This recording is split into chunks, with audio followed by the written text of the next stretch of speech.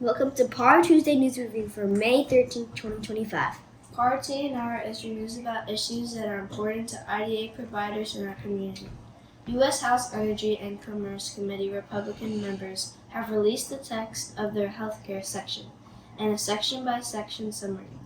The committee will mark up this text starting today, Tuesday at 2 p.m. A preliminary estimate from the Democrats puts the cuts from the healthcare section at $715 billion, with 13.7 million people losing coverage. Chairman Guthrie has said that estimated savings from the entire bill are $900 billion, exceeding the $880 billion that his committee has been instructed to find. The bill includes many Medicaid provisions, and here are provisions that we think will be of particular interest to PAR members if enacted. If enacted, it would place a moratorium on new or increased provider taxes. States may not increase the rate for current taxes and may not impose any new taxes. Directs HHS to be stricter with the criteria by which provider taxes are approved. Currently, provider taxes must be uniform and broad-based. If they are not uniform and broad-based, states may receive a waiver by proving that the net effect of the tax is generally redistributed. This provision would increase scrutiny on what is considered generally redistributed if the tax seems to be aimed at Medicaid providers. It requires stricter budget neutrality for 1115 waivers. Currently, these waivers are technically required to be budget neutral, but CMS has been flexible on this. Strict budget neutrality would limit the ability of states to develop creative policies. Pennsylvania has 2 approved 1115 waivers.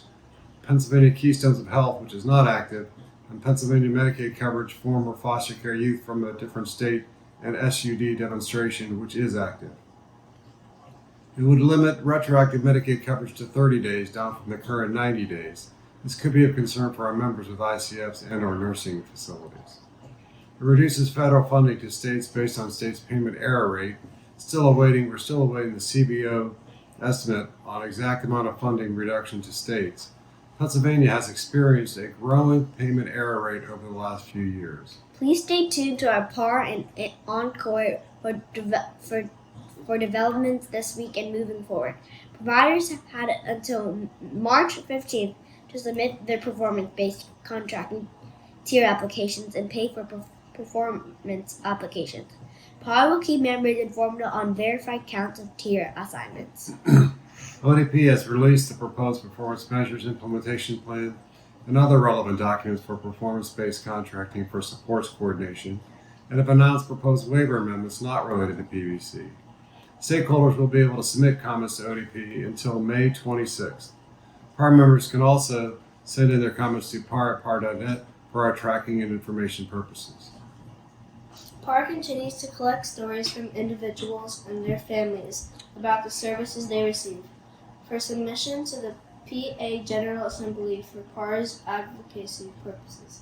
Do you find it a struggle to come up with new ideas like fresh and interesting for the individuals you support?